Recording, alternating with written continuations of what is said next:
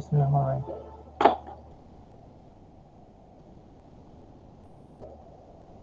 আচ্ছা, আজকে আমরা একটা নতুন চ্যাপ্টারে চলে যাচ্ছি, ঠিক আছে? এবং এই চ্যাপ্টারটার সবচেয়ে মজার বিষয় হচ্ছে এই চ্যাপ্টারটা ডিজাইন করা হয়েছে তোমাদের প্রিভিয়াস ক্লাস অনুযায়ী। অর্থাৎ তোমরা যদি তোমাদের ক্লাসরুমে যাও, সেখানে তোমাদেরকে অলরেডি একটা ওয়েব পেজ দেওয়া হয়েছে, এই যে এটা, ঠিক না? এই ওয়েব পেজটা তোমাদেরকে অলরেডি দেওয়া হয়েছে এবং সেখানে গেলে দেখবা আমরা স্যাম্পলিং পর্যন্ত পড়ছি। এখন ফাইবার লেন্থে আসতে হবে, ঠিক না? ফাইবার লেন্থ, তারপরে ফাইবার ফাইননেস, তারপরে হচ্ছে তোমার এফআইস, তারপরে এই যে ময়েশ্চার, অলরেডি আমার চ্যাপ্টার শেষ ময়েশ্চার। হ্যাঁ, এই চ্যাপ্টার অলরেডি আমরা পড়ছি, তবে তার আগে তো এটা পড়তে হবে, এগুলো পরে। এরপরে ইয়ার হিয়ারিনেস, এগুলো আস্তে আস্তে আসতেছে। আমরা এই জায়গাটায় সরাসরি আসতেছি, টেনজাইল টেস্টিং, ঠিক আছে? এই জায়গাটায় সবার আগে আসতেছি বিশেষ করে, কারণ ফাইবার টেস্ট এবং ইয়ান টেস্ট দুইটার জন্য কমন একটা টপিকস হচ্ছে টেনজাইল টেস্টিং। তাহলে সেটা এই জন্য আমরা এই চ্যাপ্টারটা তো আগে যাব, এই চ্যাপ্টারটাতে আমরা আগে যাব, তারপরে অন্যান্য চ্যাপ্টার গুলোতে আমরা আসবো। তুমি যদি এই সিরিয়ালটা ফলো করো তাহলে একটু এলোমেলো আছে, মানে আমাদের যেটা দরকার সেটা আমরা আগে চলে যাব, এটাতে আমরা পরে আসবো। এই সেম লিঙ্কটা তুমি চাইলে ইউজ করতে পারো। আমি টেনজাইল টেস্টিং এর জন্য টেনজাইল টেস্টিং এখান থেকে যেহেতু কিছু জিনিস আছে, সুতরাং তোমরা এটাও ইউজ করতে পারো।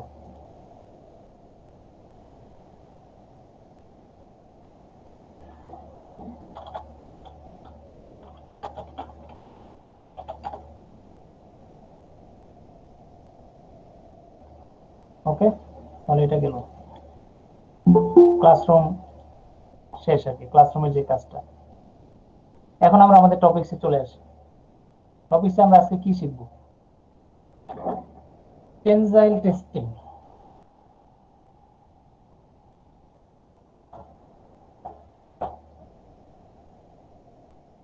তাহলে এটার মানে কি দাঁড়াচ্ছে? টেনজাইল,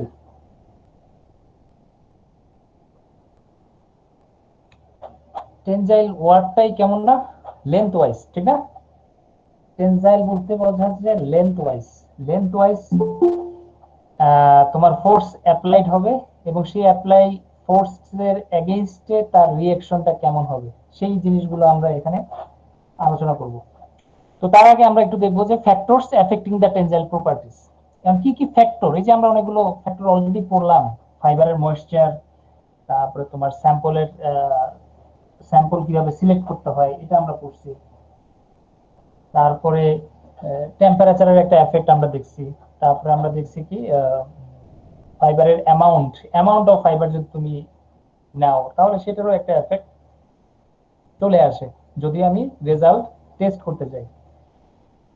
এখন এই টেনজাইল টেস্টিং এর মধ্যে যে ফ্যাক্টরগুলো আছে তার মধ্যে প্রথমে বলতেছি কি, লেন্থ অফ টেস্ট স্পেসিমেন। তাহলে তুমি যেটা টেস্ট করবা, এটা যেহেতু টেনজাইল, তার মানে বুঝতে পারছো লেন্থ এখানে ইম্পর্টেন্ট। ওই লেন্থ, কোন লেন্থে তুমি আসলে টেনজাইল ফোর্স অ্যাপ্লাই করবা। এখন ফাইবারের লেন্থ তোমাকে যদি আমি বলি,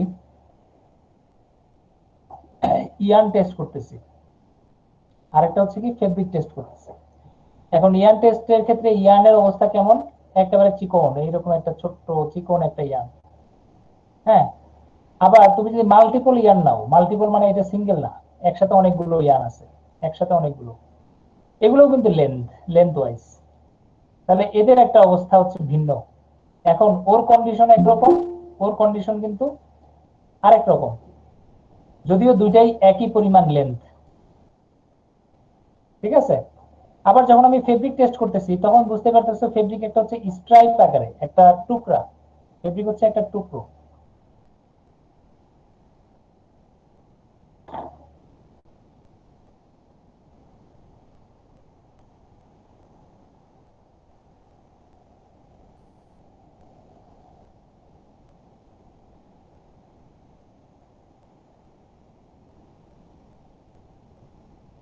ঠিক আছে, একটা টুকরো, একটা কি কাপড়ের টুকরো, এখানে কিন্তু আবার একটা ইয়ার্ন বলা যাবে না, স্যাম্পল। স্যার আপনার কথা মেবি স্যার ভেঙে ভেঙে আসতেছে স্যার। কথা ভেঙে আসতেছে। বাকিদের অবস্থা কি? স্যার বাকিদের হ্যাঁ ঠিক স্যার, আছে। ঠিক আছে, ওর আচ্ছা, প্রবলেম। একটু তোমার নেটওয়ার্কটা একটু রিফ্রেশ দাও তাহলে। আমারটাও সমস্যা হতে পারে, কারণ লাইন তো এক এক জায়গায় এক এক রকম। না স্যার, আপনার একটা এখন সমস্যা হলে তো আমরা ঠিক মতো শুনতাম না। আচ্ছা, এখন এই যে এটা একটা ফেব্রিকের একটা টুকরো, এই টুকরোর মধ্যে ইয়ার্ন গুলো কিন্তু অনেক ভাবে অ্যারেঞ্জ করা। একটা হচ্ছে লঙ্গিচুডানাল দিকে, আর একটা হচ্ছে ভার্টিক্যাল মানে হরিজন্টাল দিকে। একটা ভার্টিক্যাল দিকে, একটা হরিজন্টাল দিকে, তাহলে ইয়ার্নের অবস্থা কিন্তু অনেক দিকে। আবার কিছু কিছু ফেব্রিক আছে যেখানে আমরা ডায়াগোনাল, এরকম ভাবে ডায়াগোনাল ইয়ার্নও রাখি। হ্যাঁ, আবার একটা এদিকে একদিকে ডায়াগোনাল, আবার আরেক কিছু কিছু ফেব্রিক আছে আরেক দিকেও ভিন্ন দিকেও ডায়াগোনাল অবস্থা বিদ্যমান। তাহলে বুঝতে পারতেছো এটার আসলে মানে ধরন, একটা স্পেসিমেনের ধরন, এটা লেন্থ সেম হইতে পারে কিন্তু ধরন ডিফারেন্ট। আবার ধরন একই হইতে পারে, এটাই হইতে পারে, বাট লেন্থ ডিফারেন্ট হইতে পারে। অর্থাৎ এখন এটা মনে করো 200 সেন্টিমিটার, তাহলে আমি এটা যদি 100 সেন্টিমিটার নেই তাহলে অর্ধেক। তাহলে অর্ধেক একটা জিনিস, সেটা টেস্ট করতে গেলে একরকম, আবার একটা বড় লেন্থে যদি টেস্ট করতে যাও তাহলে আরেক রকম। এখন এই ইয়ারটা একরকম, এখন এটার অর্ধেক লেন্থ হচ্ছে এতটুকু, আর এটার বড় লেন্থ হচ্ছে এতটুকু। এখন তুমি বুঝতে পারো যে এই বড় লেন্থের মধ্যে এখানে ফল্টি এরিয়া থাকতে পারে। এখন তুমি যখন ছোট এরিয়া টেস্ট করলা, এটা খুব স্ট্রং, কিন্তু এখানে ফল্ট, তাহলে এটা খুব তাড়াতাড়ি ছিঁড়ে যাবে, এটা কিন্তু সহজে ছিঁড়বে না। তাহলে তোমার রেজাল্টের মধ্যে অনেক ভেরিয়েশন হবে।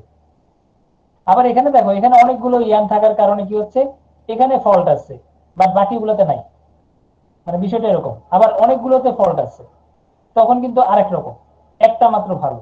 তাহলে বুঝতে পারতেছো যে স্পেসিমেনের, অর্থাৎ যেটা আমরা স্যাম্পল যেটা টেস্ট করব, সেটার অবস্থার উপরেই কিন্তু অনেক কিছু নির্ভর করতেছে। তাহলে ওয়াইজলি চয়েস করতে হবে, খুব ওয়াইজলি, মানে আমি বলতে পারি যে সতর্কতার সাথে আমাকে সবকিছু হ্যান্ডেল করতে হবে। আর লেন্থের ক্ষেত্রে তাহলে বুঝতে পারতেছো যে একটা লেন্থ। স্যার তার মানে স্যার এখানে যদি স্যার আমাদের টেনসাইল প্রপার্টির মধ্যে যদি স্যার ফল্ট থাকে স্যার ফ্যাব্রিকে ওইটা বড় ধরনের ইয়া দেখাবে স্যার, হ্যাঁ, বড় এরকম ধরনের তোমার রেজাল্টের ভেরিয়েশন দেখবা,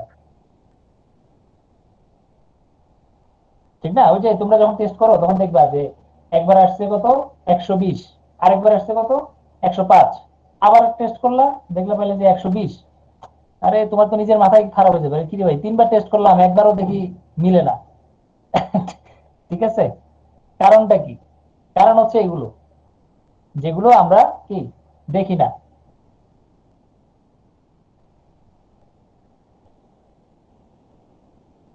কি বুঝতে পারছি? জি স্যার বুঝতে পারছি। হ্যাঁ, এখন আসো rate of loading. Rate of loading, এখন ফোর্স, ফোর্স তুমি দিচ্ছ, ফোর্সটা দিলে ফোর্সের অ্যামাউন্টটার একটা ভেরিয়েশন আছে, ঠিক না? তুমি লোডটা, মানে লোড হচ্ছে কি, কিছু কিছু মেশিন আছে লোড বাড়ানো যায়, মানে ফোর্স আস্তে আস্তে বাড়ানো যায়। প্রথমে 5, তারপরে 10, তারপরে 20, তারপরে 30, এরকম করে আস্তে আস্তে বাড়ে। এখন প্রথমে যখন আমি ফেব্রিকটাকে এভাবে ধরলাম, এই ফেব্রিকটাকে এভাবে ধরছি, এখন কিন্তু জিরো, কোনো ফোর্স নাই। আস্তে আস্তে আমি কিন্তু ফোর্স কি করব, বাড়াবো, ঠিক আছে না? তখন বাড়াইলে কি হবে, জি স্যার। প্রথমে সে প্রথমে সে সামান্য একটু ফোর্স পাবে, ওটাতে দেখা গেল যে ফেব্রিকটা কি ছিঁড়বে না। এরপরে দেখা যাবে কি, আরেকটু বাড়াইলাম, তখনও দেখা যাচ্ছে একটু একটু মনে হচ্ছে ছিঁড়বে। হ্যাঁ, তাহলে এই যে ফোর্স আস্তে আস্তে ক্রোনোলজিক্যালি বা একটা নির্দিষ্ট রেটে যে আমি বাড়াচ্ছি, সেই বাড়াইতে বাড়াইতে একটা সময় ফেব্রিকটা ছিঁড়ে যাবে, ঠিক আছে, ক্র্যাক হবে। এখন ইয়ানটাকে যদি আমি দুই পাশে ধরি, এখন ফোর্স অ্যাপ্লাই করা শুরু করলাম, তাহলে এদিক থেকে টানতেছে, এদিক থেকেও টানতেছে, তাহলে মাঝখানে ছিঁড়ে যাবে কোনো একটা সময়ে। তবে একটা অ্যামাউন্ট আছে, কোন অ্যামাউন্টে গিয়ে ছিঁড়বে, ওই অ্যামাউন্টটা হচ্ছে কি আমরা বলি টেনজাইল রেজাল্ট বা স্ট্রেংথ। হ্যাঁ, যে ফোর্সটা এত, এটাকে ছিঁড়তে এত ফোর্স লাগে। স্যার যেদিকে ফল্ট থাকবে স্যার ওদিক দিয়েই তো ছিড়বে স্যার। না, ফল্ট যে সবসময় থাকবে তা তো না, ফল্ট তো সবসময় থাকবে না। তুমি ভাবতেছো ফল্ট থাকবে, ফল্ট তো কিছু কিছু সময় থাকবে, যেটাকে আমরা বলি যে ফল্ট না, আমরা বলবো thick and thin place, weak place and strong place. কোথাও কোথাও সে শক্তিশালী, কোথাও কোথাও সে একটু দুর্বল, ঠিক আছে? জি স্যার। কারণ এগুলো তো ফেব্রিক, এগুলো হচ্ছে তোমার কি ম্যানুফ্যাকচারিং স্টেপ ফলো করে তারা আসছে। একেবারে যে তোমার 100% মানে তুমি ওই ম্যানমেড ফাইবার না আর কি। ম্যানমেড ফাইবার যেমন কেমিক্যালটাকে মেল্টিং করে আমরা বানাচ্ছি একটা ডায়ামিটারে, কিন্তু ন্যাচারাল ফাইবার গুলোকে তো তুমি এইভাবে অ্যারেঞ্জ করতে পারবে না। এরা গাছের ফাইবার। হ্যাঁ, এক একটার এক এক রকম লেন্থ। হ্যাঁ, এক একজনের বয়স এক এক রকম। এদেরকে স্পিনিং করে আমি কি করতেছি, সুতা বানাচ্ছি। তাহলে এই সুতাটা কি মানে মানে সব জায়গায় কি সেম হবে? এটা কি সম্ভব? না স্যার, না স্যার, সম্ভব না স্যার। কখনো সম্ভব না। তাহলে কখনো যদি সম্ভব না হয়, তাহলে তুমি এটা থেকে একই রেজাল্ট আশা করো কিভাবে? কাছাকাছি রেজাল্ট আশা করা যায়, বাট একই রেজাল্ট আশা করা যাবে না। ঠিক জি আছে? স্যার। কোথায় বললাম এরপরে? লোডিং। তাহলে লোডিং এটার ক্ষেত্রে এই যে তোমার একটা ছোট্ট একটা ফর্মুলা দিচ্ছে এখানে, আমি ফর্মুলাতে ব্যাখ্যা করতে যাচ্ছি না। ঠিক আছে, ছোট্ট একটা ফর্মুলা, কারণ এই ফর্মুলা আসলে আমরা খুব একটা ইউজও করি না। Here F be the breaking load to break the specimen and T is the second, মানে কত সেকেন্ডে, কত প্রতি 10 সেকেন্ড পর পর আমরা কি লোড আস্তে আস্তে বাড়াইতে থাকবো, বিষয়টা এরকম আর কি। তবে সব মেশিন কিন্তু এই প্রিন্সিপাল ফলো করবে না, এক এক মেশিন এক এক রকম প্রিন্সিপালে আসলে আগাবে। ঠিক আছে, এই জন্য আমি এই সূত্রটা তুমি দেখে রাখতে পারো, বাট এটা সব জায়গায় আসবে না। তার জন্য যেহেতু আমাদের এখন পড়তেছি আমরা, একটা সূত্র শিখলে দোষটা কোথায়? আমরা একটা জিনিস শিখে রাখলাম যে ফোর্সের সাথে, অর্থাৎ ফোর্স, যে ফোর্স আমি অ্যাপ্লাই করতেছি সেটার সাথে টাইমের একটা রিলেশন কেমন, অর্থাৎ সময় যত বাড়াবা ফোর্সের এগেইনস্টে কি হবে, সেটা আস্তে আস্তে দুর্বল হতে থাকবে বা কি হবে, ব্রেক করবে। ঠিক আছে, আরেকটা হচ্ছে কি প্রিন্সিপাল। প্রিন্সিপাল বলতে এখানে কয়েকটা প্রিন্সিপাল আছে, সিআরই প্রিন্সিপাল, সিআরটি প্রিন্সিপাল, এগুলো আমরা শিখবো সামনে। যে প্রিন্সিপাল যদি চেঞ্জ হয়ে যায়, অর্থাৎ সবকিছু একই, ফোর্সও সেম, টাইমও সেম, কিন্তু বেসিক প্রিন্সিপালটা চেঞ্জ হয়ে গেছে, তাহলে কিন্তু রেজাল্ট ডিফারেন্ট হবে। ঠিক আছে, তাহলে সূত্র আছে বাট মেকানিজমের কারণে তোমার রেজাল্ট ডিফারেন্ট হয়ে যাচ্ছে। তাহলে এটাও আমরা আস্তে আস্তে আসবো। তা আপাতত আমরা একটু শিখে রাখি। শিখে রাখি বলতে আসলে এফেক্ট যে করে, অর্থাৎ টাইমের সাথে লোডের সাথে, লোড যদি অনেক বেশি দাও বিষয়টা কেমন হবে, আবার টাইম যদি অনেক কম হয় তাহলে কি হবে, আবার সময়টা অনেক বাড়াই দিলাম, হ্যাঁ লোড একেবারে কমাই দিলাম, তাহলে কি হবে, মানে বিষয়গুলো এরকম আর কি। একটার সাথে একটা রিলেশনটা কেমন, এটা নিয়ে একটা খুব সুন্দর একটা উদাহরণ আছে। মনে করো এটা সিঙ্গেল ইয়ান, ঠিক আছে, এটা শিখতে বেশি ফোর্স লাগবে না, হয়তো বা মনে করো ধরে নিচ্ছি আমি 5 নিউটন, হ্যাঁ 5 নিউটন ফোর্স লাগবে সেন্টিনিউটন। তাহলে 5 সেন্টিনিউটন হলে এই ইয়ানটা ছিঁড়ে যাবে।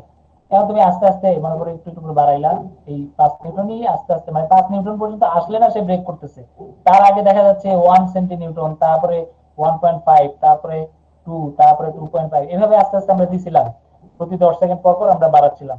দেখা যাচ্ছে 5 সেন্টিনিউটনে এসে ইয়ানটা ছিঁড়ে গেল। এখন তুমি এই এই এই অংশটাকে ওখানে সেট করলা, এই জিনিসটা, অর্থাৎ অনেকগুলো ইয়ান একসাথে, অনেকগুলো ইয়ান একসাথে। ঠিক আছে, এখন আমি এটাকে বাঁধলাম, বেঁধে এখন আমি আবার একই জিনিস করতেছি, এই ফোর্সটা অ্যাপ্লাই করতেছি। তাহলে 5 নিউটনে আসলে কি এখন ছিড়বে এটা? হ্যাঁ, না স্যার। ছিড়বে না। এবং 5 নিউটন কেন, তুমি যদি 5, 10, 20, 30, 25-এও যাও তাও দেখবা মনে হবে ছিড়বে না। ঠিক না? এখন সময়ের হিসাব করো, সময় 10 সেকেন্ড 20 সেকেন্ড করে হিসাব করো, তুমি এটা সারাদিন লাগবে এটার রেজাল্ট বের করতে। বুঝতে পারছো? জি হ্যাঁ, স্যার। মানে আমরা বলতেছি জি time sir. Consuming, time consuming. এখন এই যে মেশিন যেটা আমি ইউজ করতেছি সেটা দেখা যাচ্ছে হাইয়েস্ট ওর ক্যাপাসিটি হচ্ছে 10 সেন্টিনিউটন, এর বেশি ফোর্স ও কি করতে পারে না, দিতেই পারে না। দিতে তাহলে পারেন না। এখন এই মেশিনে যদি আমি এটা সেট করি, হ্যাঁ এই মেশিনে যদি আমি এটা সেট করি, বলো দেখি রেজাল্ট কি পাবা কিনা? না স্যার, ওটা তো সিঙ্গেল স্পেসিমেনের ক্ষেত্রে শুধু। হ্যাঁ, তার মানে বুঝতে পারতেছি যে মেকানিজম খুবই সুন্দরভাবে অ্যাটাক করবে তোমার এই জিনিসগুলোকে, এবং অ্যাপ্রোপ্রিয়েট টুলস ইউজ করতে হবে। সঠিক টুলস, সঠিক প্রিন্সিপাল, সঠিক মেথড তোমাকে ইউজ করতে হবে তুমি যেটা টেস্ট করতে চাচ্ছ। এই জন্য দেখা যায় অনেকগুলো স্ট্যান্ডার্ড কোম্পানি এখন তৈরি হয়ে গেছে, অর্থাৎ আন্তর্জাতিক লেভেলে অনেক ধরনের মেশিন আবিষ্কার করছে প্রত্যেকটা রেজাল্ট বের করার জন্য। আলাদা আলাদা প্রিন্সিপালে এক একজন এক এক প্রিন্সিপালে কাজ করতেছে, কেউ সিআরই, কেউ সিআরটি, কেউ ব্যালিস্টিক, এক একজন এক এক প্রিন্সিপালে কাজ করতেছে তাদের মেশিনগুলো। আচ্ছা, এরপরে তো এফেক্ট হিউমিডিটি এবং টেম্পারেচার, এটার কথা তো আমরা বলছি অলরেডি অনেকবার। স্ট্যান্ডার্ড কন্ডিশন, অ্যাটমসফিয়ার, দেশ, কান্ট্রি, রুম, হ্যাঁ, তো environment, even spinning industry, dyeing industry, garments industry, তিনটা ইন্ডাস্ট্রি টেম্পারেচার তিন রকম হলে তিন রকম রেজাল্ট আসবে, বিষয়টা এরকম। এরপর বলছে কি previous history of the specimen, যেমন chemical, mechanical properties, chemical properties, mechanical properties, এটা যদি না জানি, কারণ একটা হচ্ছে গ্লাস, একটা হচ্ছে কেভলার, একটা হচ্ছে নরমাল ইয়ার্ন, হ্যাঁ, একটা হচ্ছে সিল্ক, একটা হচ্ছে ভিসকোস, তাহলে এক একটা ফাইবারের কেমিক্যাল প্রপার্টিস এক এক রকম, সেটার মেকানিক্যাল প্রপার্টিস এক এক রকম। আমরা জানি যে গ্লাস ফাইবার, কেভলার বা কার্বন, হ্যাঁ, স্টিল ফাইবার, এগুলোর স্ট্রেংথ অনেক বেশি। ওই হাই স্ট্রেংথের ফাইবার গুলো বা ইয়ার্ন গুলোকে যদি আমি টেস্ট করতে চাই, তখন দেখা যাবে একটা সিঙ্গেল ইয়ার্ন যদি এই মেশিনটাতে আমি সেট করি, এটাও শিখতে পারবে না এই মেশিনটা। ঠিক আছে, কারণ তখন তোমার এই লোড অনেক বাড়ায় দিতে হবে, কারণ ওই ওই ফাইবারের স্ট্রেংথই অনেক হাই। সেটার জন্য দেখা যাচ্ছে এখানে তো অনেকগুলো ফাইবারের যে শক্তি নাই, ওর একারই সেই একই শক্তি আছে। তাহলে তুমি ওইটাকেও আসলে টেস্ট করতে হলে ওকে আগে চিনতে হবে যে ভাই তুমি কে, যে তোমার আমি আসলে টেস্ট করতে পারতেছি না।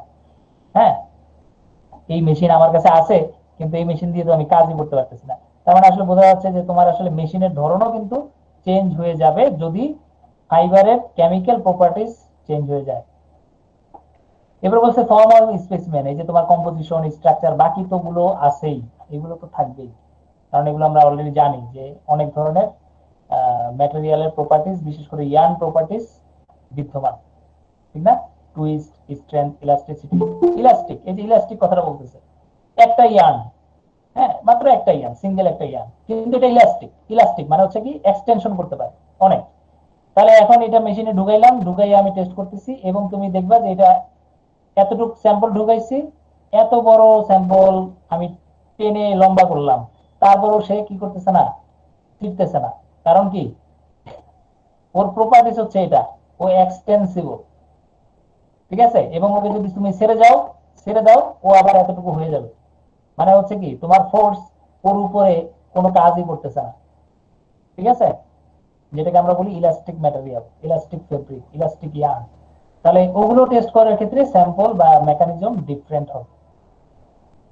তাহলে অনেকগুলো জিনিস আমরা এখান থেকে দেখতে পারলাম। এরপরে যেটা আসতেছে এটা হচ্ছে কি testing tensile properties, factors affecting the tensile properties. তাহলে factors affecting the yarn strength, এখন আসবো আমরা ইয়ার্ন স্ট্রেংথ। যদিও আমরা ফাইবার করি নাই, আমরা সরাসরি ইয়ার্নে যাচ্ছি, কারণ ফাইবার টেস্টিং এর ক্ষেত্রেও আসলে এই জিনিসগুলো কাজ করবে। তার কারণে আমি প্রপার্টিস বা ফ্যাক্টর গুলো আমরা একটু আগে শিখে ফেলতে চাচ্ছি, তারপরে আমরা আস্তে আস্তে ওই ফাইবারের প্রপার্টিস গুলোতে আমরা যাবো। অনেক সময় বলে যে ইয়ার্ন স্ট্রেংথ টেস্ট করা, ইয়ার্ন স্ট্রেংথ, টুইস্ট, মনে হয় না তোমাদের এই পর্যন্ত হয়তো বা এই সিলেবাসই নাই আর কি, সিলেবাসই হয়তো বা নাই, আমরা সিলেবাসের বাইরে চলে যাচ্ছি আর কি।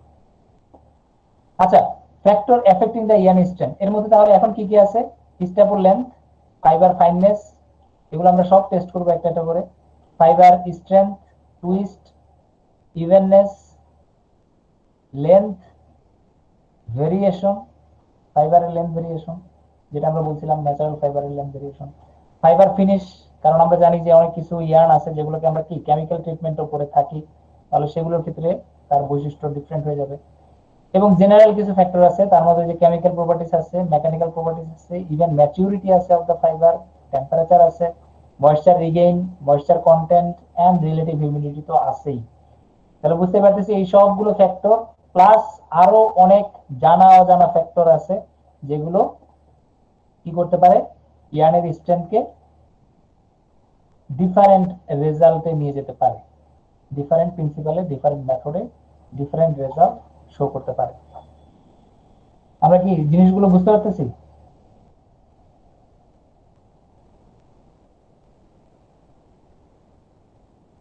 জি স্যার।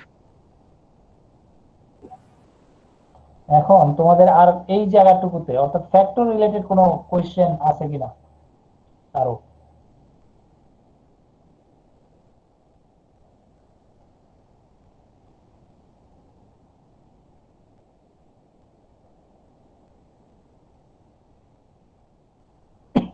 স্যার জেনারেল ফ্যাক্টর বলতে স্যার কি বোঝানো হচ্ছে স্যার? কোনটা জেনারেল? জি জেনারেল স্যার। ফ্যাক্টর তো এই যে বলতে কি বোঝাচ্ছে, এটা পয়েন্ট আকারেই বলা হয়েছে, কেমিক্যাল, মেকানিক্যাল, ম্যাচুরিটি, এগুলোই তো। কারণ এগুলো তো সবার ক্ষেত্রেই প্রযোজ্য, ঠিক না?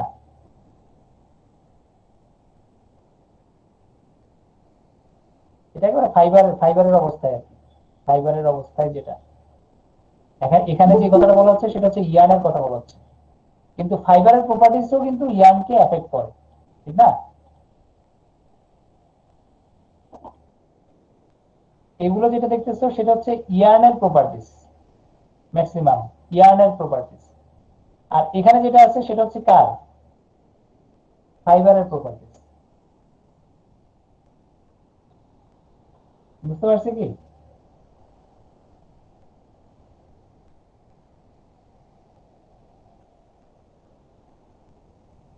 জি স্যার।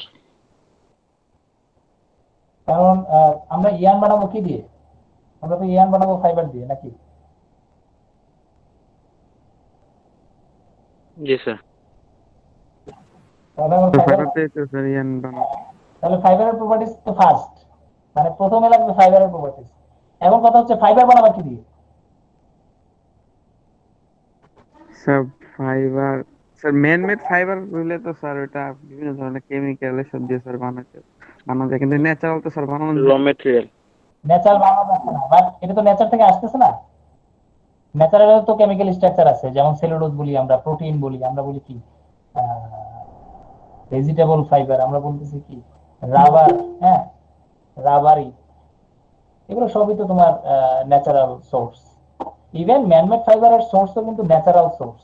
তোমরা যদি একটু খোঁজ খবর নাও, পেট্রোলিয়াম, হ্যাঁ, এটা হচ্ছে main source of man-made fibre. তারপরে তোমার রিজেনারেটেড ফাইবার যেটাকে আমরা চিনি, সেটার সোর্স, মেইন সোর্স কোথায়? সেটার মেইন সোর্স কিন্তু স্যার ন্যাচারাল থেকে। ন্যাচারাল, হ্যাঁ। এটা শ্যাওলা থেকে শুরু করে তোমার বিভিন্ন, এখন তো জানো যে অনেক রকম ফাইবার বের হয়েছে, মিল্ক ফাইবার বের হয়েছে, স্পাইডার সিল্ক বের হয়েছে, তারপরে তোমার মেডিকেলের জন্য অনেক ধরনের নতুন নতুন ফাইবার গুলো ডেভেলপ হচ্ছে, যেগুলো কি বায়োডিগ্রেডেবল। হ্যাঁ, তারপরে যে জুট ফাইবার থেকে এখন এই যে পলিথিন তৈরি করছে, বলতেছে যে বায়োডিগ্রেডেবল, বাট এখনো প্রমাণ করতে পারেনি যে আদৌ এটা বায়োডিগ্রেডেবল বা ডেবল না। হ্যাঁ, তো এগুলো হচ্ছে কি তোমার সেই জিনিসগুলো যেগুলো নিয়ে কি হচ্ছে সোর্স। তুমি যদি সোর্স হিসাব করো ম্যানমেডের সব সোর্সই কিন্তু ন্যাচারাল, কিন্তু নেচার থেকে সোর্স এক্সট্রাক্ট করে তাদেরকে এমন ভাবে কেমিক্যাল ট্রিটমেন্ট করা হচ্ছে যেটা নেচারে আর ফিরে যেতে পারে না খুব সহজে। বুঝতে পারছো? এখন নেচারে যখন ফিরে যেতে পারে না, সেগুলো হচ্ছে কি ওয়েস্টেজ, এবং ওয়েস্টেজ হয়ে এগুলো আর কি করতে পারে না, কারণ এগুলো হচ্ছে হাই টেম্পারেচার প্রসেস হয়, হাই টেম্পারেচার, হাই প্রেসার। এখন অত হাই টেম্পারেচার তো এনভায়রনমেন্টে নাই, যে টেম্পারেচার ওইসব ফাইবারকে আমরা ম্যানুফ্যাকচার করতেছি। তাহলে ওই হাই টেম্পারেচারে না নিয়ে গেলে ওরে দিয়ে তো আমি কম্পোজিশন বা ওরে ডিগ্রেড করতে পারবো না, তো অন্য কোনো ফর্মে আমরা যেতে পারতেছি না। তাহলে এগুলো দেখা যাচ্ছে সমাজের মধ্যে বা বাজারে বা পরিবেশের মধ্যে বছরের পর বছর এরা থাকতে পারতেছে, নষ্ট হচ্ছে না। এই জন্য এই ফাইবার গুলো একদিকে মানে তুমি প্রোডাকশন করতেছো নেচার থেকে, বাট রিটার্ন হচ্ছে না, রিটার্ন করতে পারতেছো না। বুঝা গেছে? তুমি রিসাইকেল করতে পারতেছো, আইনা পলিথিন বানাচ্ছে, দেখো পলিথিন ফাইবার থেকে আবার পলিথিন বানাচ্ছে, আবার পলিথিন থেকে আবার পলিথিন ফাইবার বানাচ্ছে, হ্যাঁ, রিসাইকেল করতেছে।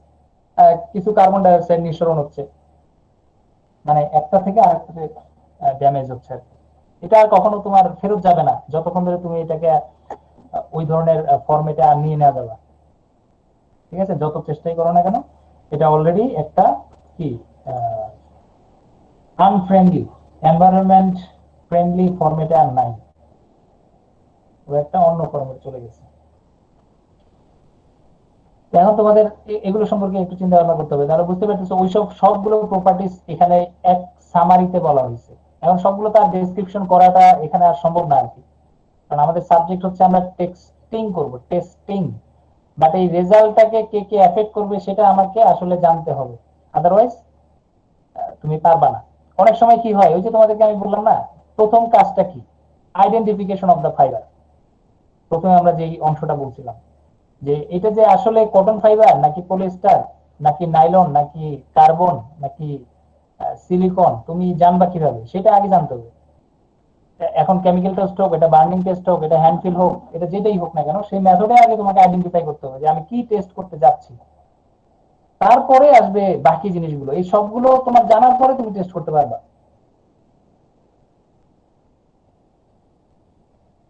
ঠিক আছে? এখন তুমি টেস্টিং ডিপার্টমেন্টে কাজ করবা, না জেনে তো কাজ করতে পারবে না।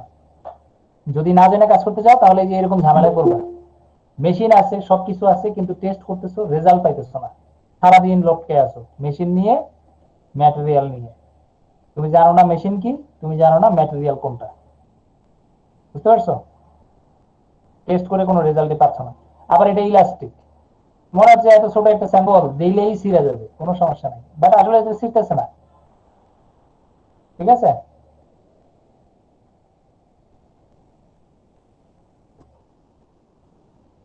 কি জি স্যার।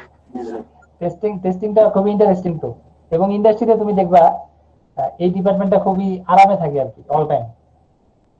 হ্যাঁ, খুবই সুন্দর একটা মজার মধ্যে থাকে। কেন? কারণ ওই যে ওরা খালি টেস্টই করে, একই কাজ করে সারাদিন। হ্যাঁ, মুখস্থ আর কি।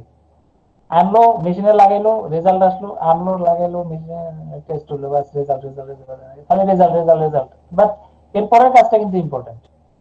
ও সারাদিন একই কাজ করে, ওই যে যেই লোকটা তোমার ল্যাবের মধ্যে বসে আছে, সে সারাদিন একই কাজ করে।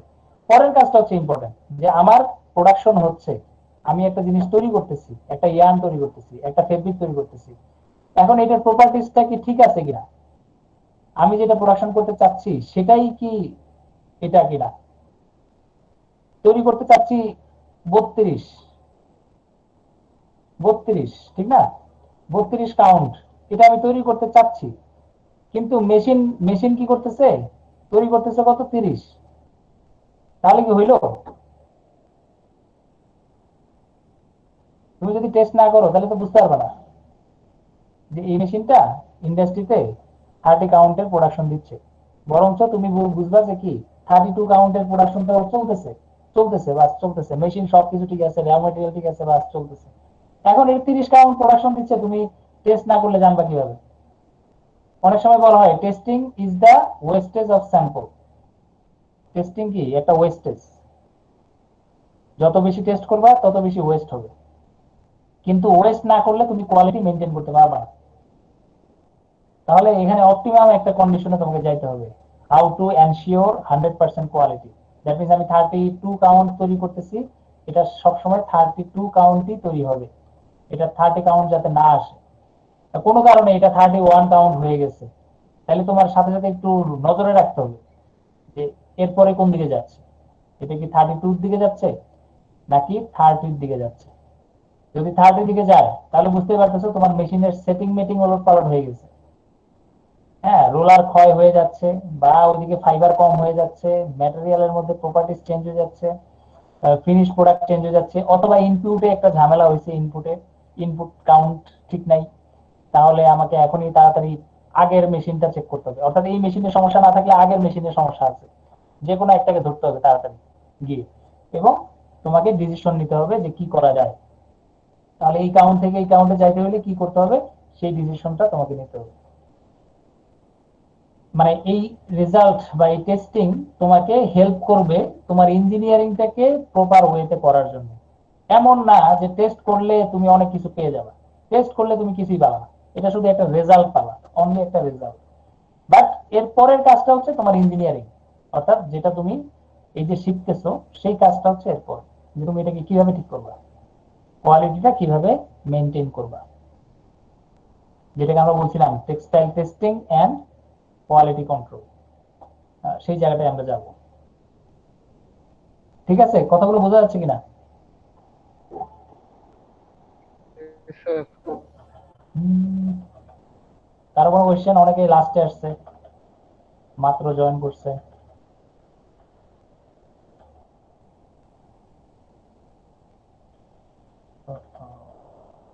ওকে, অনেক দাগাদাগি করছি এখানে এক পেজের মধ্যে। আচ্ছা, এখন আমরা একটু বেসিক প্রিন্সিপালে আসি। Principles of textile testing, sorry tensile testing machines. Machine, এই যে এখানে ছোট্ট করে বলা হয়েছিল সিআরই এন্ড সিআরটি। তাহলে এই জিনিসটাই এখন আসতেছে এখানে এখানে এটা হচ্ছে মেথড। তাহলে মেথডের মধ্যে একটাকে বলা হচ্ছে কনস্ট্যান্ট রেট অফ লোডিং, আর একটাকে বলা হচ্ছে constant rate of extension. Loading and extension, loading বলতে বোঝাচ্ছে কি ওজন বাড়াচ্ছি, আস্তে আস্তে ওজন বাড়াবো। আর এক্সটেনশন বলতে বোঝাচ্ছে হচ্ছে আস্তে আস্তে এটাকে লম্বা করবো, টেনে টেনে, ফোর্স দিব না, এটাকে কি করবো, টেনে খালি লম্বা করতে থাকবো একটু একটু করে। এখন ফোর্স একই, অর্থাৎ তুমি আগে যে ফোর্স দিচ্ছ সেটাই, বাট একে কি করা হচ্ছে, টেনে টেনে লম্বা করা হচ্ছে, ফোর্স আর বাড়ানো হচ্ছে না। আর এখানে যেটা হচ্ছে সেটা হচ্ছে কি ফোর্স বাড়ানো হচ্ছে। ফোর্স যদি বাড়ানো হয় অটোমেটিক, অর্থাৎ এখানে যদি ফোর্স অ্যাপ্লাই করা হয় অটোমেটিক সে বড় হইতে বাধ্য, এক্সটেনশন করতে বাধ্য। মানে এটা দুইটা ওয়েতে কাজ করতেছে। সাধারণত কনস্ট্যান্ট রেট অফ লোডিং এখানে কয়েকটা মেশিন আছে, যেমন সিঙ্গেল ইয়ার্ন স্ট্রেন্থ, তারপরে স্কট, উস্টার, ডাইনামিনোমিটার, এই মেশিনগুলো এই প্রিন্সিপালটাতে কাজ করে। আর কনস্ট্যান্ট রেট অফ এক্সটেনশন সেটা কাজ করে হচ্ছে লি টেস্টার, সিঙ্গেল স্ট্রেন্থ টেস্টার, এই মেশিনগুলোতে। অর্থাৎ এই ইয়ার্ন স্ট্রেন্থ এবং সিঙ্গেল স্ট্রেন্থ টেস্টার দুটো প্রায় সেম, তবে এটার প্রিন্সিপাল দুটো দুই রকম হতে পারে, একটা কনস্ট্যান্ট রেট অফ লোডিং হতে পারে, আবার কনস্ট্যান্ট রেট অফ এক্সটেনশন হতে পারে। এছাড়াও কয়েকটা মেশিন আছে, যেমন টেনসর র্যাপিড, তারপরে টেনসর জেট, টেনসর ম্যাক্স, অর্থাৎ এই মেশিনগুলো যেগুলো নতুন মডেলের, সেগুলো এখন বর্তমানে কনস্ট্যান্ট রেট অফ এক্সটেনশন প্রিন্সিপালে কাজ করতেছে। অর্থাৎ আমরা যে কোনো একটা মেকানিজম যদি দেখি তাহলে এই সবগুলো মেশিনের প্রিন্সিপালি আমরা আসলে বুঝতে পারবো অনেকটা। এখন কনস্ট্যান্ট রেট অফ, এটার সাথে আরো কিছু প্রিন্সিপাল আছে, যে constant rate of traverse, not extension, not loading. আমরা করতেছি কি কনস্ট্যান্ট রেট অফ ট্রাভার্স করতেছি। ট্রাভার্স বলতে পেন্ডুলাম টাইপের, এইভাবে দুলতেছে, হ্যাঁ এইভাবে দুলতেছে। তাহলে এই কনস্ট্যান্ট রেট অফ ট্রাভার্স, অর্থাৎ তার এই যে ডিস্টেন্স, তাকে অনেক দূরে যদি নিয়ে যাই, অনেক দূরে যদি নিয়ে যাই তাহলে ফোর্স বেশি লাগবে, যদি অল্প একটু জায়গায় নিয়ে যাই তাহলে ফোর্স কম লাগবে। এখন এখান থেকে নিয়ে গেলাম আবার ছেড়ে দিলাম, তাহলে একরকম অবস্থা। মানে বুঝতে পারতেছো যে তার এই যে অভিকর্ষজ ত্বরণের এগেইনস্টে তার মুভমেন্ট, হ্যাঁ, এবং ভূমি থেকে আমি যদি বলি এটা ল্যান্ড, এটা হচ্ছে 0 পয়েন্ট, এই 0 পয়েন্ট থেকে যত উপরে উঠবে, যত উপরে উঠবে তার উপরে ফোর্স তত বেশি আস্তে আস্তে অ্যাপ্লাই হতে থাকবে। ঠিক আছে, তোমরা যদি ক্রিকেট খেলো তাহলে দেখবা যে একটা বলকে যদি আমরা উপরের দিকে মারি, এখন এটা যত উপরে উঠে তত জোরেই কিন্তু এটা আবার ফেরত আসে, ঠিক না? যত জোরে মারি তত জোরেই কিন্তু সে ফেরত আসে। হুম। আর যদি আস্তে মারো, মানে অল্প একটু উপরে উঠে, তাহলে সে কিন্তু আস্তেই নামে, মানে এটা খুব, মানে তার উপরে ফোর্সটা অতটা বেশি থাকে না। এবং সময়, তাহলে এখন বুঝতেই পারতেছে যে সময়, এখানে একটা সময় ফ্যাক্টর আছে। প্রতি সেকেন্ডে 9.38 না 81 পর্যন্ত মিটার পার সেকেন্ডে কিন্তু বাড়তে থাকে ফোর্সটা। তাহলে যত উপরে যাবে এবং যত বেশি সময় স্টে করবে তার উপরে ফোর্সটা তত বেশি রিটার্ন আসবে। বিষয়গুলো এরকম। তাহলে একই রকম ফোর্সে তোমাকে আবার থ্রো করতে হবে, অর্থাৎ এমন না যে ওইটা তুমি হাইটে এমনি এমনি উঠে যাবে, ওই পরিমাণ ফোর্সও তোমার আসলে দেয়া লাগবে। তাহলে এই জিনিসটা এখানে কাজ করতেছে, কনস্ট্যান্ট রেট অফ ট্রাভার্স। হ্যাঁ, আমরা পেন্ডুলাম লিভার টাইপের একটা প্রিন্সিপাল এখানে অ্যাড করব।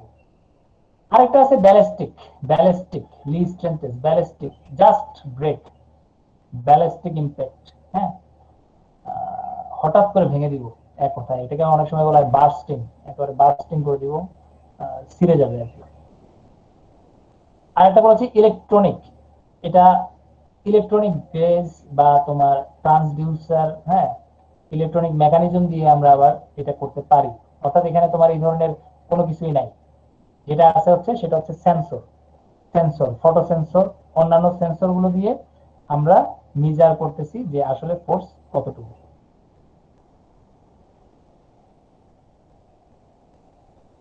ঠিক আছে, তাহলে এক একটার এক এক রকম জিনিস আসলে এখানে বিদ্যমান।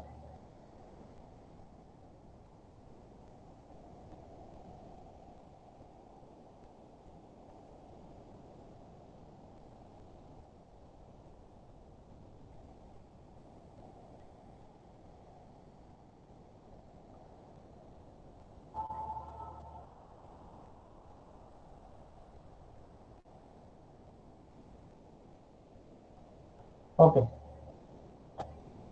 কি যেন, তাহলে ব্যালিস্টিক, আচ্ছা, তাহলে বেসিক প্রিন্সিপাল আমাদের যেগুলো আছে সেগুলো হচ্ছে constant rate of loading, extension, traversing, ballistic, electronic.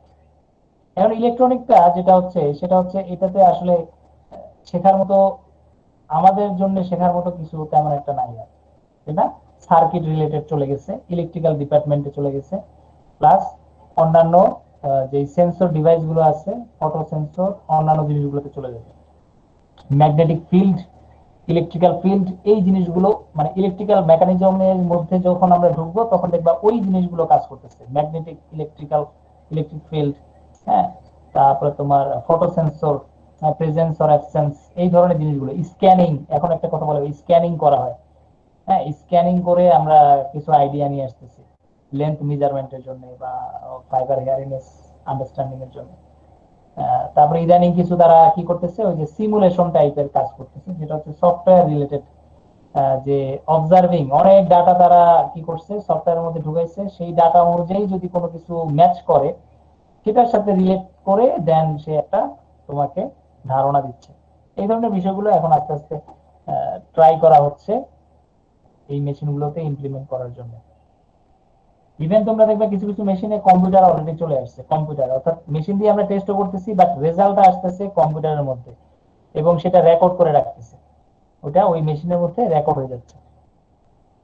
ঠিক আছে, এই সুন্দর সুন্দর জিনিসগুলো এখন আসতেছে। আগে কি হতো, আমরা ওই খাতা লিখতাম, খাতার মধ্যে নোট করতাম, এভারেজ বের করতাম, স্ট্যান্ডার্ড ডেভিয়েশন বের করতাম, আমরা মিন বের করতাম, এগুলো ক্যালকুলেশন করতে আমাদের অনেক সময় লাগতো। কিন্তু এখন এই যে মেশিনগুলো আসছে তারা কি হয়, ওই রেকর্ড করে ফেলে অটোমেটিক, তোমার যতগুলো তুমি টেস্ট করতেছো, 100টা টেস্ট করো বা 10টা টেস্ট করো, এগুলো সে রেকর্ড করে ফেলে, রেকর্ড করে সে অটোমেটিক সেগুলোকে কি করে ক্যালকুলেশনও করে, যে স্ট্যান্ডার্ড ডেভিয়েশন কত, মিন কত, রেঞ্জ কত, এগুলো সব সে অটোমেটিক মিজার করে, মিজার করে দেন একটা এভারেজ তোমাকে বলে দেয়। অর্থাৎ তুমি 10টা টেস্ট করলা, তুমি কিন্তু একটাও খেয়াল করলা না কত আসছে না আসছে, কিচ্ছু খেয়াল করার দরকার নেই, তুমি চোখ বন্ধ করে 10বার টেস্ট করার পরে এই মনিটরের কাছে চলে যাও, দেখবে সুন্দর করে ওখানে বলে দিছে যে এখানে রেজাল্টের এভারেজ হচ্ছে এত।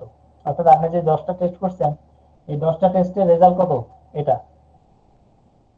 ঠিক আছে, আর আগে আমরা কি করতাম, ওই হিসাব করতাম, ম্যানুয়াল যে আমরা ক্যালকুলেশন আছে সেগুলো আমাদের অনেক করা লাগতো। আর যখন আমাদের কাছে চার্ট চলে আসে, একটা টেবিল চলে আসে, আলটিমেটলি কিন্তু আমরা সবকিছু বুঝতে পারি।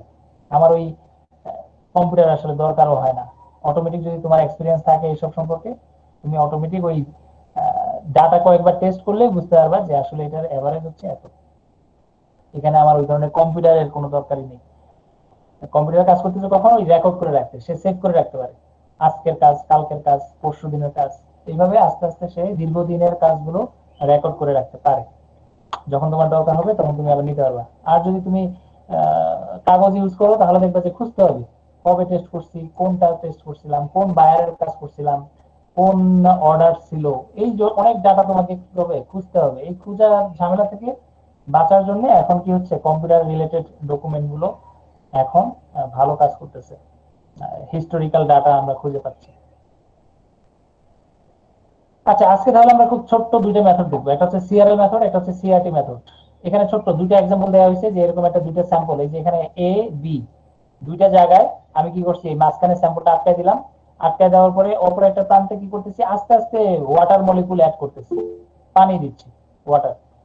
তাহলে আস্তে আস্তে, অর্থাৎ একটা নির্দিষ্ট অ্যামাউন্টের ওয়াটার আমি কিন্তু কিছুক্ষণ পর পর অ্যাড করব। তাহলে সেইটা অনুযায়ী যতটুকু পানি, পানির ভলিউম আছে তোমরা জানো যে 1 সিসি সমান হচ্ছে 1 গ্রাম, তাহলে 1 গ্রাম করে ওজন বাড়তে থাকবে, বিষয়টা এমন আর কি। তো এখানে একটা তরল ইউজ করা হবে, লিকুইড ইউজ করা হবে, যেটা দিয়ে আস্তে আস্তে ফোর্স অ্যাপ্লাই করা হবে, যার কারণে এটা হবে constant rate of loading mechanism. আরেকটা হচ্ছে কি, কনস্ট্যান্ট রেট অফ এক্সটেনশন। আবার একই জিনিস আমি কাজ করব, এখানে আটকাই দিব, এখানে আটকাই দিব, স্যাম্পলটা মাঝখানে থাকবে, দেন অপর প্রান্তে আমি কি করব, আস্তে আস্তে টানতে থাকবো। টানবো কিভাবে আসলে, এটা একটা স্ক্রু মেকানিজম আছে, স্ক্রু মেকানিজম, অর্থাৎ এই প্রান্তটা এখানে পেঁচানো থাকবে এবং এটাকে টুইস্টিং করা হবে, একটু একটু করে ঘুরানো হবে। তাহলে ঘুরাইলে কি হবে, সে একবার করে পেঁচাবে, একবার একবার করে পেঁচাবে, ঠিক না? তাহলে প্রথমবার পেঁচালে কতটুকু হবে, মনে করো যে 1 সেন্টিমিটার, 1 সেন্টিমিটার পর্যন্ত তার দৈর্ঘ্য টানা হবে। তাহলে 1 সেন্টিমিটার যদি এটা বেড়ে যায়, এটা যদি এদিকে বেড়ে যায়, তাহলে এটার উপরে কি হবে, অটোমেটিক একটা ফোর্স কাজ করবে যে আমাকে কি লম্বা হইতে হচ্ছে বা আমাকে এখন টানাটানি করতেছে, আলটিমেটলি আমি ছিঁড়ে যাওয়ার একটা পসিবিলিটি হবে। তাহলে এই যে এটা ক্যালিব্রেশন করা হবে এরপরে, যে প্রতি সেন্টিমিটার যদি আমি বৃদ্ধি করি, প্রতি সেন্টিমিটার যদি আমি বৃদ্ধি করতে থাকি, তাহলে ফোর্স কত লাগে, বুঝতে পারছো? তাহলে প্রথমে 1 সেন্টিমিটার বাড়াইলে তাহলে সেটা অনুযায়ী এখানে এরকম একটা স্কেল করা হবে যে এত পাউন্ড, আর 1 সেন্টিমিটার বাড়াইলে এত পাউন্ড, আর 1 সেন্টিমিটার বাড়লে এত পাউন্ড। তার মানে তুমি প্রতি সেন্টিমিটার এক্সটেনশনের এগেনস্টে তোমার একটা ভ্যালু চলে আসবে যে এত এত ফোর্স লাগতেছে এটা কি করতে, ব্রেক করতে। বুঝা গেছে কথাগুলো? মেথড একই রকম, কিন্তু তাদের ওয়ার্কিং প্রিন্সিপালটা ডিফারেন্ট। তাহলে কনস্ট্যান্ট রেট অফ লোডিং আর কনস্ট্যান্ট রেট অফ এক্সটেনশন মানে একটা আরেকটার অপোজিট। তুমি যদি লোড বাড়াও আলটিমেটলি সে এক্সটেন্ড করবে, আর এটাকে এক্সটেন্ড করলে আলটিমেটলি সে কি হবে, লোড তার মধ্যে বাড়বে। এই জন্য এটাকে বলা হয়, দেখো, this method contains container and water flow use to increase the load gradually, load বাড়ানোর জন্য। তাহলে this method contains screw mechanism, এটা কি করবে, এক্সটেনশন বাড়াবে। This method loading causes elongation, আর এটা হচ্ছে উল্টা, দেখো, ইলংগেশন কজেস লোডিং। তাহলে দুটো বেসিক প্রিন্সিপালের মধ্যে পার্থক্য বোঝা যাচ্ছে?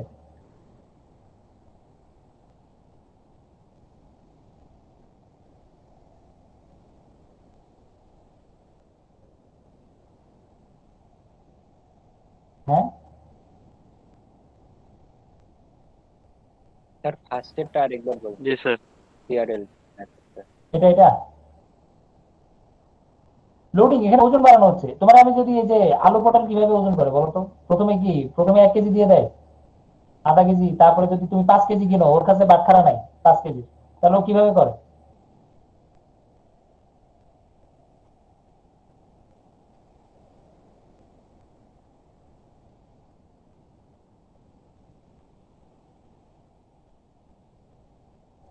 হ্যাঁ, কিভাবে করে বলো? স্যার বাটখারা ছাড়া তো বোঝা যাবে না।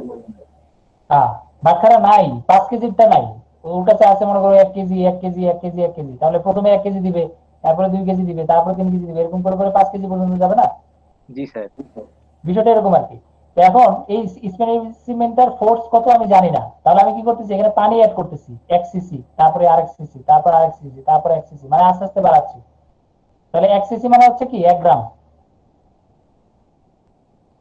ঠিক না? জি স্যার। জি স্যার।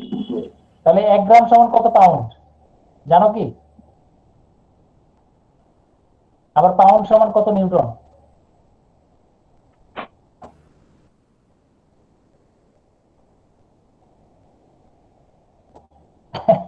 ঠিক আছে, তাহলে ফোর্স চলে আসবে না আলটিমেটলি?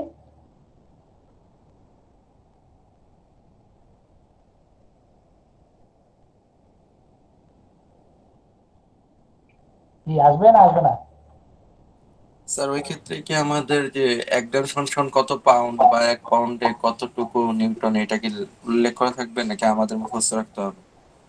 তোমরা এখন তো ইঞ্জিনিয়ার, এখন আস্তে আস্তে মুখস্থ রাখতে হবে। সেটা তো স্যার কর্মক্ষেত্রে রাখতেই হবে, মানে এক্সামের ক্ষেত্রে স্যার। এক্সামের ক্ষেত্রেও এখন আমার সাবজেক্টে যতক্ষণ আমি না শিখাবো বা দরকার হচ্ছে না ততক্ষণ তো আমি আর লাগবে না। যেমন 453, হ্যাঁ 453 গ্রাম, 0.5 মনে হয় যদি আমি ভুল না থাকে আর কি, এত গ্রাম সমান হচ্ছে 1 পাউন্ড, ঠিক আছে? আবার তোমার 2.2046 মনে হয় 46, হ্যাঁ 46 পাউন্ড, এই পাউন্ড সমান হচ্ছে 1 কেজি, ঠিক আছে? কারণ কথা হচ্ছে নিউটন, কারণ আমার মেশিনটা দেখা যাবে সরাসরি নিউটনে রিডিং দিবে, ঠিক আছে? তাহলে পাউন্ড পার সেকেন্ডে যাবে না, পাউন্ড পার সেকেন্ড,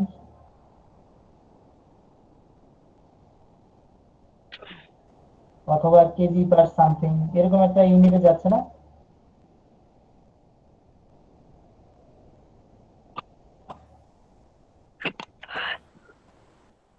কি বলো?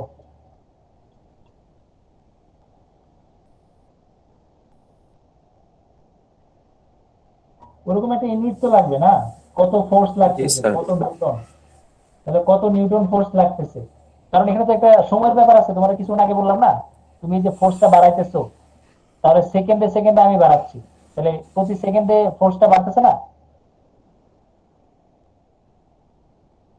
জি স্যার, সেটা বুঝতে পারছি স্যার। হ্যাঁ, তাহলে সেটার একটা এফেক্ট এখানে আসবে। অর্থাৎ আমরা তো এই কেজি বা নিউটন বললে তো হবে না, মানে কত ইউনিট সেকেন্ডে গিয়ে ওটা ভাঙতেছে সেটাও আমার আসলে এখানে ক্যালকুলেশন হবে। তাহলে তখন আসবে যে নিউটন কত, কত নিউটনে আসলে এটা ব্রেক করতেছে। হ্যাঁ, তারপর আছে সেন্টি নিউটন আছে, কারণ এগুলো কম্পেয়ার করতে হবে না আবার। কারণ মানে একটা একটা মনে করো একটা ইয়ানের স্ট্রেংথ হচ্ছে 5 নিউটন, আর একটা ইয়ানের স্ট্রেংথ হচ্ছে 10 নিউটন। এখন এই দুইটা ইয়ান তো এক না, তুমি কম্পেয়ার করবা কিভাবে? ওটার একটা ক্রস সেকশন আছে, ক্রস সেকশন, এটা কি মোটা না চিকন, আবার কত সেকেন্ড এই যে ফোর্সটা আমি অ্যাপ্লাই করছি 5 নিউটন/সেকেন্ড, তাহলে প্রতি সেকেন্ডে আমি 5 নিউটন করে দিচ্ছি। বিষয়গুলো এমন, 5 নিউটন বলে 5 পাউন্ড করে বাড়াইছিলাম, এরকম একটা কথা বলতেছে। তাহলে এই জিনিসগুলো তোমার ওখানে এফেক্ট করবে। তো সেই জন্য এটার ক্ষেত্রে আমাকে একটু ফোকাস রাখতে হবে। অর্থাৎ ওই ইউনিট গুলো, কিন্তু কথা হচ্ছে কি, মেশিন তো আমি এখনো মানে করি নাই, আমি তো মেশিনের প্রিন্সিপাল শিখতেছি মাত্র, মানে মেশিনটা কিভাবে কাজ করে। তুমি যখন মেশিনটা বানায় ফেলবা, তখন এখানে দাগ দেওয়া থাকবে, এখানে এরকম করে দাগ দেওয়া থাকবে যে এত নিউটন, এত নিউটন, এত নিউটন। বুঝতে পারছো? তাহলে পানির লেভেলটা দেখলে তুমি বুঝতে পারবা কত নিউটন ফোর্স লাগতেছে, নাকি? ঠিক না? তখন কিন্তু এইসব গ্রাম ট্রাম এইসব ইউনিট থাকবে না আর কি, এগুলো ইউনিট লাগবেও না, তোমার ওই মেশিনের গায়ে তো লেখা থাকবে। বুঝতে পারছো?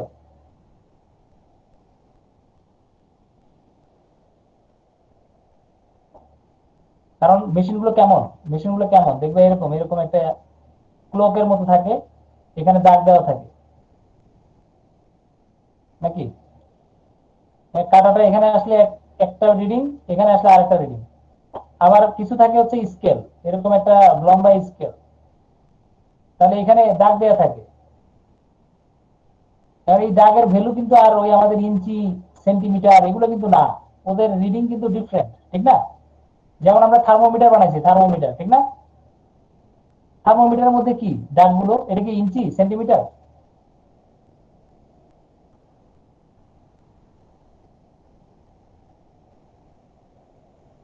কি বলো? না স্যার, এগুলো তো ডিগ্রি। হ্যাঁ, ডিগ্রি। ওরা কি করছে, পারদের ভলিউম কতটুকু বাড়তেছে সেটারও এগেইনস্টে তারা কি করছে, রিডিং করছে না, তারা জি ক্যালিব্রেশন স্যার, করছে, স্কেলিং ডিগ্রি করছে। ফারেনহাইট, ডিগ্রি হ্যাঁ, সেলসিয়াস রিডিং করছে। এগুলো তো পরের কাজ, এগুলো হচ্ছে পরের কাজ, আমরা তো এখন করবো না এগুলো। আমরা এখন প্রিন্সিপাল শিখতেছি, বেসিক প্রিন্সিপাল। তুমি চাইলে ওই প্রিন্সিপালটাকে পরে এরকম ক্যালিব্রেশন করে দিবা। অর্থাৎ এই মেশিনটা আদৌ কাজ করে কিনা, বা এটাকে যদি তুমি সেল করতে চাও বাজারে, তখন তো তোমার ওই মানুষরা তো আর তোমার এই প্রিন্সিপাল বুঝবে না, ওরা সরাসরি শুধু স্যাম্পল লাগাবে আর টেস্ট করবে, রেজাল্ট কত, রেজাল্ট কত। ওই মেশিনে তো আর তোমার এগুলো তো লাগবে না কিছু। বুঝতে পারছো? ওগুলো তোমাকে পরে আরেকটা মেশিনের সাথে তুলনা করতে হবে। অর্থাৎ এই মেশিন, এই স্যাম্পলটাই আরেকটা মেশিনে লাগাইতে হবে, ওইটার স্ট্রেংথ এত, তাহলে এটাতে প্রথমে ছিঁড়তে গেছে, যেখানে ছিঁড়ে গেছে ওই জায়গায় ফার্স্টে তোমাকে একটা দাগ দিতে হবে যে এটা হচ্ছে 5 নিউটন। আবার আরেকটা স্যাম্পল নিবা যেটার স্ট্রেংথ হচ্ছে 10 নিউটন, তাহলে এটা এখানে টেস্ট করলা 10 পাইলা, আরেকটাতে টেস্ট করলা 10 পাইলা, ওকে ঠিক আছে, তাহলে এই স্যাম্পলটা যেখানে এখন ছেড়ে যাচ্ছে ওখানে আরেকটা দাগ দিলাম, এখানে হচ্ছে 10 নিউটন। তাহলে মাঝখানে যে অংশগুলো সেগুলোকে আমরা কি করতে পারবো, 5-এর মধ্যে ভাগ করতে পারবো না আস্তে আস্তে, মানে আস্তে আস্তে 50-র মধ্যে আসলে কত আসবে, তাহলে মাঝখানে আসবে ওই যে 7.5 নিউটন।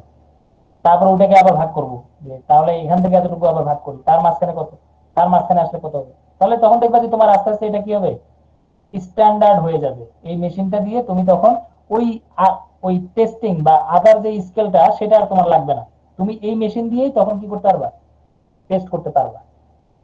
কারণ এটা তো যতক্ষণ ধরে কি রিডিং বা স্ট্যান্ডার্ডাইজ না করতেছি ততক্ষণ তো এই মেশিনটা ইউজ করা যাবে না। এটা তো শিখতে পারে, যে কেউ শিখতে পারে, যেমন আমাকে যদি দাও ওই ইয়ানটা, আমি টেনে ছিঁড়ে ফেললাম, এখন এটা কি কোনো মেজার দিছে, কোনো মেজারমেন্ট করতে পারছে সে যে কত ফোর্স লাগছে? পারবে না, ঠিক না? তুমি আরেকটা সুতা দিলা, তাও টাইনে ছিঁড়ে ফেললাম, কারণ আমি কি বলতে পারবো যে এটা স্ট্রেন কত? আমার যত শক্তি আছে আমি সব দিয়ে ট্রাই করে দেখা যাচ্ছে সবগুলো স্পেসিফিকলি কি করতে পারি, ছিঁড়তে পারি। তাহলে এটা কিন্তু কোনো মেজারমেন্ট না, অর্থাৎ আমি হাত দিয়ে ছিঁড়ে ফেললাম এটা কিন্তু কোনো মেজারমেন্ট করতে পারবে না, মানে ক্যালিব্রেট করতে পারবে না। কিন্তু এটাতে আমরা কি করতে পারবো, এই যে ওয়াটারের হাইটটাকে আমরা ক্যালিব্রেট করতে পারবো, এবং আস্তে আস্তে এই মেশিনটাকে আমরা কি করতে পারি, স্ট্যান্ডার্ডাইজ করতে পারি, মানে এটাকে আন্তর্জাতিক লেভেলে নিয়ে যেতে পারি। যে কেউ টেস্ট করলে এটা দিয়ে কি করতে পারবে, রেজাল্ট পাবে। বুঝাইতে পারছে কিনা?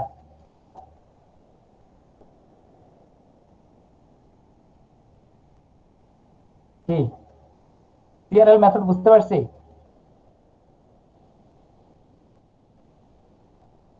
সিআরই একই রকম, দুটো জিনিস একই রকম।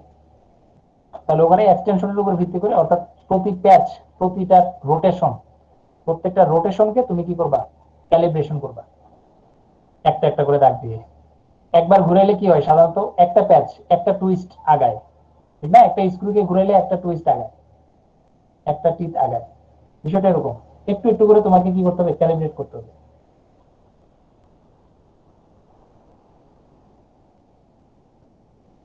আমরা কি বুঝাতে পারছি কথাগুলো?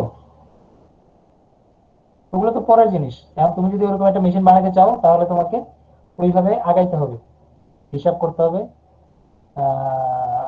মানে হিসাবগুলো যাতে মিলে, অন্যান্য মেশিন দিয়ে টেস্ট করলে যে রেজাল্ট আসবে তোমার মেশিন দিয়ে টেস্ট করলে যাতে একই রেজাল্ট আসে। ওই আমাদের ছোটকালে কতগুলো বলছিলাম 1 কেজি, এই 1 কেজি যে আসলেই 1 কেজি কিভাবে বুঝবা, কার সাথে তুলনা করতে হবে?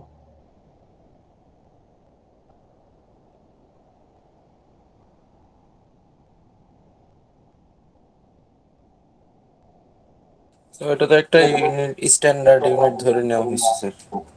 না না, মনে করে একটা পাথর আর কি, এখন আমি ওই ইয়েও কিনবো না, ওই যে কি বলে বাটখারাও কিনবো না, আমি ওই পাথর দিয়েই 1 কেজি হিসাব করবো। তাহলে ওই 1 কেজি কে এখন আমি ওই পাথরটাকে 1 কেজি পরিমাণ বানাইতে হবে না? তা তো অনেক হবে স্যার। হ্যাঁ, তাহলে ওই পাথরটাই একটা বাটখারা হিসেবে কাজ করবে। জি স্যার। তাহলে তোমার তো আর কিছু দরকার হচ্ছে না। তবে কথা ওটা হচ্ছে তো ওই স্যার পাথরটা আমরা নিয়ে যে আসতে হবে। কোনো একটা ওয়েটকেই তো স্যার, মানে সেটা পাথরে দিয়ে হইতে হবে এমন তো কোনো কথা নেই, সবকিছুই না তো না, আমরা হ্যাঁ, 1 কেজি এটাই পরিমাণ বানাইতে পারি। এটাই। তাহলে সেইটা তোমার স্ট্যান্ডার্ডাইজ করতে হবে, ঠিক না? তোমার একটা তুলনা করতে হবে যে কার সাথে তুলনা করলে এটা মিলবে, সেটা তো তোমার থাকতে হবে। তার মানে তুমি এই যে নর্মাল একটা মেশিন দেখতেছো, এখানে একটা ছোট্ট ফিগার, তুমি এই ফিগারটাকে, এই মেশিনটাকে তুমি কি করতে পারো, টেস্টিং এবল বানাইতে পারো, টেস্ট এবল বানাইতে পারো এই মেশিন দিয়ে, ঠিক আছে? এখন বাজারে যেগুলো অনেক হাই ফাই মডেল পাওয়া যায়, হয়তোবা সেটা হবে না, বাট ভাঙাচোরা একটা মডেল তো হবে। তবে প্রাইমারি স্টেজে তারা এগুলো দিয়েই করছিল, ঠিক আছে? এখন আস্তে আস্তে কি হচ্ছে, আরো মডার্ন হচ্ছে, কারণ বুঝতেই পারতেছো যে প্রিন্সিপাল গুলো আস্তে আস্তে মডিফাই হচ্ছে এবং নতুন নতুন মেকানিজম চলে আসছে। কারণ এই মেশিনটা এই মেথডেই কাজ করে, অর্থাৎ এটা যেভাবে কাজ করে এই মেশিন ঠিক সেভাবেই কাজ করে। তাহলে এখানে তুমি হয়তো মেশিনের নাম একটা নতুন, বাট তার প্রিন্সিপাল কিন্তু সেম। বুঝতে পারছো? এখন আগে যেমন আমরা কি করতে বলছি, পানি দিয়ে আমি ওয়েট করতেছি, কিন্তু সে উস্টার ডাইনামোমিটার, সে কি পানি দিয়ে ওয়েট করবে? পানি দিয়ে ওয়েট করবে না, সে তার অন্য একটা ডিভাইস দিয়ে সে মেজার করতেছে। বিষয়টা এরকম, বুঝতে পারছো? যেমন আমি ওই রিসেন্টলি তোমার বুটেক্স থেকে টেস্ট করাইছিলাম, ওখানে এরকম বাটখারা আছে, এরকম স্টিল নাও মডার্ন মেশিন তারা এই বাটখারাগুলো ইউজ করতেছে, ঠিক আছে? এবং এই বাটখারাটা যখন দেয়া হয় তখন ওই মেশিন বুঝতে পারে যে আমার ভ্যালু কত। আমার ভ্যালু হচ্ছে এখন 500 নিউটন। বুঝতে পারছো? ওই মেশিনটা এখন 500 নিউটনে কাজ করে। আবার এই জিনিসটাই তুমি চেঞ্জ করে দিলা, আরেকটা আছে চাকা, তাহলে সেই চাকাটা একই জিনিস, একই জিনিস ওখানে সেট করবা, তখন এই মেশিনটা কাজ করবে কিরকম, 1000 নিউটনে। বুঝতে পারছো? জি স্যার। একই জিনিস একই জায়গায় বসাচ্ছে, আমি নিজেই অবাক হয়ে যাচ্ছি। বলি যে ওর ব্রেন মানে ওই যে মেশিনের ব্রেন আর কি। এখন এই ব্রেনটা হচ্ছে এই চাকাটা আর কি, হয়তোবা ওই বাটখারা আর নাই। ঠিক আছে, বাট এই ছোট্ট ডিভাইসটা তাকে দিতে হবে, আদারওয়াইজ সে কিন্তু কাজ করবে না। সে বুঝবে না যে কত ওজনে আসলে ফোর্স সে অ্যাপ্লাই করবে, মেশিনটা কি পরিমাণ টানাটানি করবে আর কি, কতটুকু ফোর্সে তোমার ম্যাটেরিয়ালটাকে ধরে টানবে, সে কিন্তু বুঝবে না। আর কনভেনশনাল মেথডে তুমি দেখবা, কনভেনশনাল মেথড, তাহলে সেখানে দেখবা এরকম অনেকগুলো ছোট ছোট চাকার মতো আছে, এরকম একটা এতটুকু, একটা এতটুকু, তারপরে আরেকটা এতটুকু। ঠিক আছে, এক একটা এক এক রকম সাইজে আছে। তাহলে দেখা যাচ্ছে এটা এটা হচ্ছে মনে করো 50, এটার ভ্যালু হচ্ছে মনে করো 100, এটার ভ্যালু হচ্ছে 150, ঠিক আছে, এটার ভ্যালু হচ্ছে মনে করো 200। তাহলে এখন তোমার কত ফোর্স লাগবে? তোমার মনে করো 50 ফোর্স লাগবে, তাহলে তুমি এই চাকাটা ইউজ করবা। যদি মনে করো যে না আমার আসলে এই ফোর্সে কাজ হচ্ছে না, আমার এখন 200 ফোর্স লাগবে, তাহলে এটা ইউজ করবা। তোমার যদি মনে হয় যে না আমি আসলে এখন 200 ফোর্স না, আমি এখন প্রায় 300 ফোর্স ইউজ করবো, তখন তুমি কিভাবে ইউজ করবা? তখন এই 200 লাগবে, 200 সাথে আরো 100 লাগবে, আর একটা 50 লাগবে। নাকি ভুল বলছি?